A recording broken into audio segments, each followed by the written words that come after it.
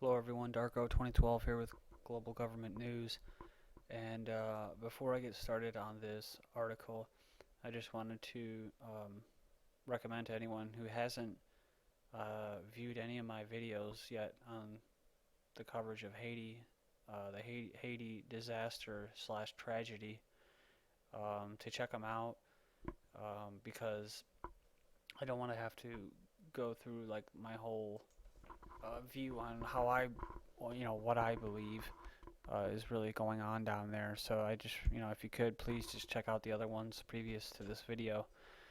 Um, but so I don't want to be too redundant here with this, but here we go. The military sends more troops in Haiti aid effort, and I just read another article that was posted just today, and it was covering how Southern Command, the Department of Defense, actually was staging an exercise the day before the earthquake.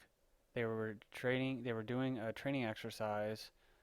Um, the government was in Florida that was going to be training for a possible or a hypothetical disaster in Haiti from a hurricane. And so coincidentally, they were already set up with the Air Force and that to set up their little telecommunications satellite and communication grid. So that's really what's going on right now. And like I said, if you view my other videos, you'll see that um, how I explain that and lay it out.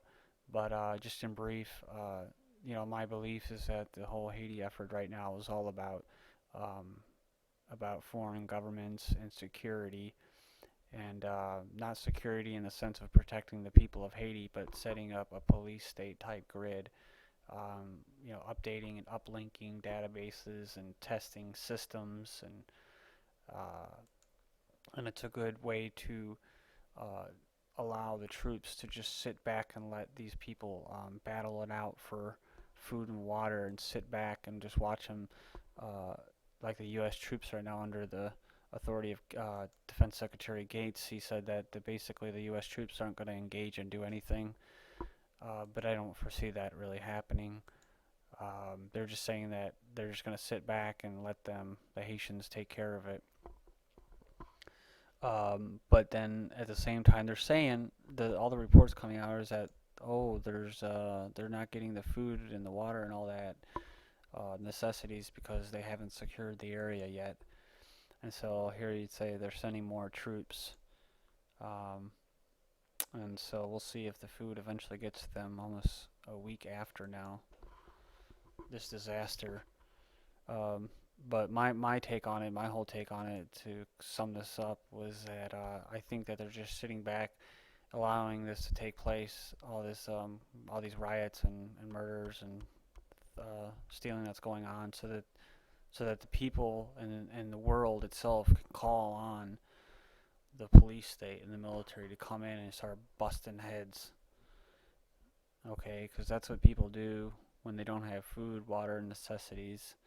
Is that they steal. That's the next thing that you do. If you can't buy something, if you can't grow something and create it yourself, the next thing you're gonna do to survive is to steal. And our government knows that, and the United Nations, they all know that. But they're telling doctors, they're turning them away, and they're turning people that want to really help, they're turning them away. And so the only thing that they really want is for these people to just go at each other and wait for the global community to call on help. Something must be done. Problem, reaction, solution. Something must be done. So right now we're in the reaction stage where the New World Order is trying to create a reaction out of the public, the global community, to cry out for the police state to come to Haiti.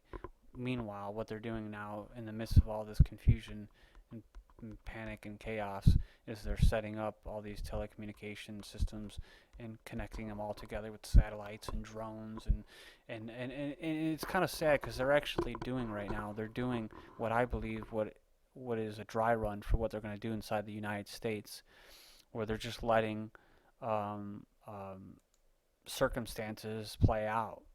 In other words, if you want martial law, you don't just bring troops on the streets and start busting heads, you just sit back and you allow the situation to get worse and do nothing and make sure that the people are unarmed. You disarm them beforehand, and so all the gangs and all the bad people prevail and dominate this situation instead of the good people who can't defend themselves because they're unarmed. Because that's just the way it is.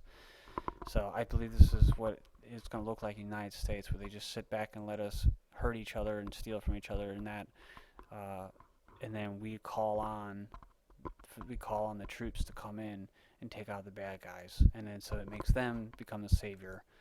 So I don't know how it's going to play out, but let's look here. American military officials are pressing ahead with a new infusion of troops in a bid to break a logjam, blocking critical supplies from reaching desperate Haitian earthquake refugees. And some 800 Marines moved ashore Tuesday in Haiti, ferrying supplies on war helicopters and Humvees as the U.S. military force there swelled as many as 11,000. The influx of troops comes as the military struggles to distribute aid throughout the country without setting off street riots. And I don't know what that means, without setting off street. There's already riots. There's been riots for the past 4 days, hardcore, like flames and fires and machetes and stuff like that. So I mean, they're not doing anything to prevent riots. They're actually whatever they're doing is actually increasing the the intensity of these riots. Defense officials last week rolled out airdrops directly into unsecured populated areas because of the fear of street rioting. So see what I mean, people? Defense officials last week ruled out airdrops directly into unsecured populated areas because of the fear of street rioting. So, I mean, we're talking about the Marine Corps, dude. I'm an ex-Marine. You could go into an area, you secure a perimeter, and then you allow the people that are quote unarmed or that aren't a threat to you, right? And you allow them to come into a centralized location. You distribute the food and the water and whatnot. That's what you do. But somehow there's something going on down there where there's all these military down there. There's all these supplies down there. Yet the people are rioting, and there's all this chaos going on. So like I said, something doesn't add up as far as all these reports that we're getting. It says in some cases, large swarms of people have kept helicopters from landing, and troops were forced to drop water bottles into populated areas instead of distributing them on the ground. Captain Kirby, spokesman for the military, said the plan remains to put troops in charge of handing out supplies once they land, instead of dropping them by air into city centers. On Monday, troops secured a field stretching 1,800 yards so that a C-17 could drop 15,000 liters of water and 1,400 meals. The troops have distributed those rations to the population, the official said. We're confident that capabilities that are needed by the government of Haiti will be provided and can be provided to sustain for as long as needed, the Army Major General, the commander for the military operations in Haiti, said. The military effort joins a massive search and rescue campaign led by civilian teams from around the world, and they say that 90% of the people have been rescued. The number may not sound like a lot for those people, but it's definitely a huge success, said Joe Nur, team leader of the Fairfax County, Virginia Urban Search and Rescue. The 22nd Marine Expeditionary Unit that arrived from Camp Lejeune includes some 2,200 Marines, with 800 of them moving ashore Tuesday into the Leogone area, which is west of Port-au-Prince. The Marine unit joins the 2nd Brigade of the 82nd Airborne Division from Fort Bragg, which began arriving last week with several Navy ships and 5 U.S. Coast Guard cutters. The Navy hospital, the USS Comfort, was scheduled to arrive in Haiti tomorrow. Military officials said troops and supplies were arriving as fast as possible despite daunting logistical hurdles, and he said the military has delivered more than 400,000 bottles of water and 300,000 food rations in the past 6 days. Says the chaotic airport was taken over by U.S. officials on Friday and is now accommodating some 120 flights a day. Allen said a runway in the town of Jackson will be open for the flights for 24 hours. Another field in the neighboring country was the Dominican Republic will also be used. And so, yeah, that's their reason for a lot of this, is they're saying that they can't get the flights in because of the airport, but nothing really adds up with this story. So thanks for checking this out. Leave your comments, please.